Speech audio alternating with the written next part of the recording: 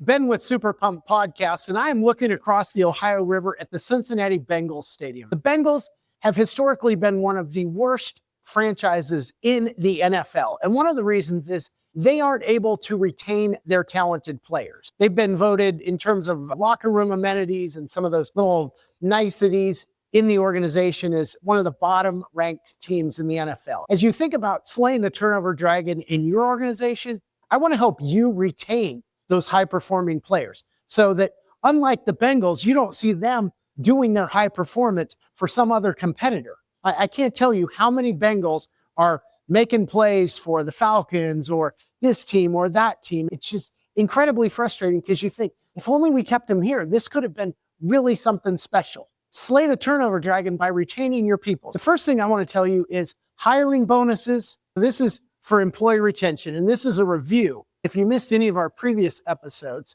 check those out because we go into even more detail. Hiring bonuses are terrible.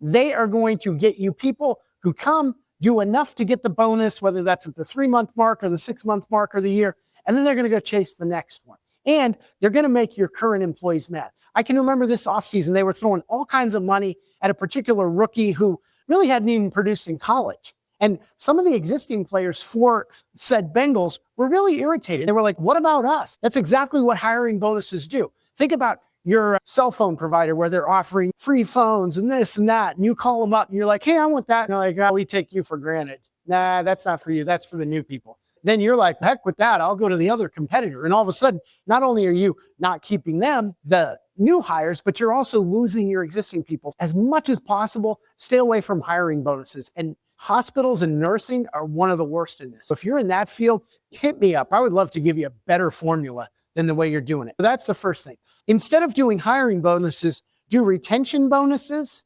or performance bonuses. That's my favorite. In other words, if you perform your role and stick with us, we're going to reward that. We're going to throw our money into that. How cool is that? In our cleaning business, we had the performance and retention bonuses at Christmas, when everyone needs money, of course. And then in May, when for a lot of people who had kids, were trying to pay for those summer camps or maybe put a deposit down on some kind of a little vacation or whatever it was. Then we had a third one in August, again, because we had a lot of workers who had families, and man, these back to school lists are amazing. Those 3 times, August and May and December, for performance bonuses, really helped our employees out. They really looked forward to them. It helped us retain those employees. If you want any help with this, hit me up at superpump.com. Thanks for joining me, and I hope to see you next time.